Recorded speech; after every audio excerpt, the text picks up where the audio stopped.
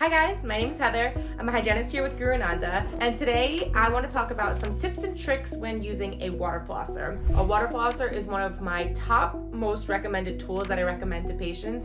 So I want to go over how to make your life easier when using a water flosser, so that way you want to use it every day. The biggest complaint I get from patients is that it makes a mess in their bathroom. They're like, Heather, I can't get the hang of it. I use it, water goes everywhere. That makes me not want to use it because I don't want to have to clean my bathroom every time I clean my teeth. So my biggest tip is to close your lips around the nozzle. So usually when using a water flosser, you lean over the sink, have the mouth slightly open, and water just trickles out, but that doesn't even work for me. It doesn't work for a lot of my patients. So I just recommend closing your lips completely around where water comes out, and when your mouth fills up with water, turn the unit off, then spit, and then start again. So you're gonna put the unit in your mouth, then turn it on. There have been plenty of times where I turned it on before putting it in my mouth. So put it inside your mouth first, turn it on, and then you're gonna do little U shapes right along the gum line. You're gonna feel for it. If you feel any areas of sensitivity, that is not a sign that you're water flossing too hard. It is a sign that your gums are inflamed. Another tip I like to talk about is when you spit the water back out in the sink, look at it. Is it a pinkish color? Is there red? Is there bleeding? That is gonna be your indicator whether you need to use the water flosser more.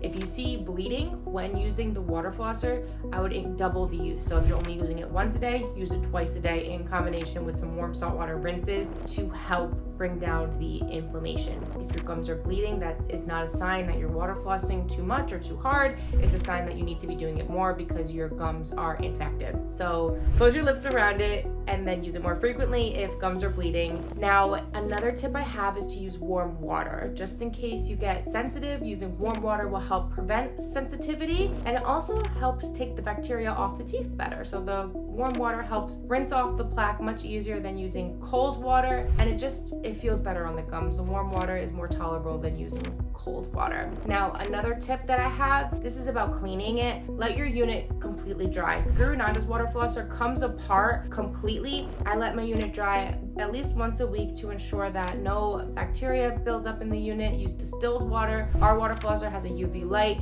that helps prevent any accumulation of bacteria or mold. So those are my biggest tips when using the water flosser. Now, if you still can't get the hang of it and you're making a mess out of your bathroom, just bring it in the shower. GuruNanda's water flosser is water resistant, so it's completely fine to bring that in the shower. So those are some tips and tricks when using the water flosser. If you guys have any questions, let me know, and I'll catch you in the next video.